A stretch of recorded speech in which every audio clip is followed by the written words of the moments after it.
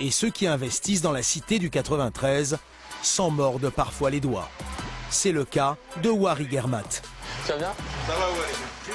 À 43 ans, cet ancien trader possède à Saint-Denis plusieurs biens immobiliers, notamment cette petite boutique qui est aujourd'hui fermée. C'est un local dans un immeuble haussmannien. Il fait 71 mètres carrés.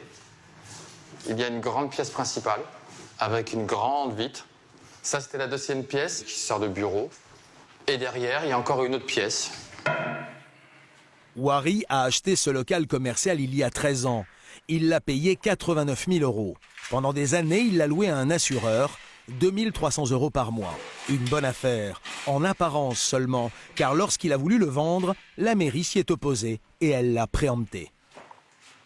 Je voulais le vendre 360, ce qui n'est pas cher. Et il me propose 180 000 €. Je perds théoriquement 180 000 €. Je sais pas, ils doivent penser que je travaille dans le pétrole, que l'argent, je le ramasse. Voilà. Ils m'ont proposé 180 000 € en moins. Normal. C'est dégueulasse. Parce qu'ils interviennent dans la vente entre deux particuliers, sans aucune raison valable. Le seul recours, c'est la justice, mais les procédures peuvent durer plusieurs années. Alors à contre-cœur, Wari a préféré retirer son bien de la vente et il a refusé la proposition de la mairie. Pourquoi la municipalité a-t-elle décidé de préempter son bien? Wari a sa théorie. Pour lui, l'encadrement des prix vise à décourager les foyers plus aisés qui voudraient s'installer dans la ville. C'est une politique de ghettoisation. On critique toujours les villes riches comme Neuilly ou comme le Raincy qui ne veulent pas de pauvres ou de logements sociaux, mais on oublie souvent qu'il y a des villes comme Saint-Denis qui ne veulent pas de cadres moyens. Ce n'est pas leur électorat. L'électorat qui va arriver, le nouvel électorat, de cadres moyens ne vote pas communiste. Ils votent socialistes, ils votent centristes, ils votent à droite, mais ils votent pas communistes, très peu. À part quelques intellectuels, voilà. Mais sinon, quelques bobos qui sont artistes, mais ils votent pas communistes. Beaucoup de villes sont passées à droite parce qu'il y a eu une classe moyenne qui est arrivée.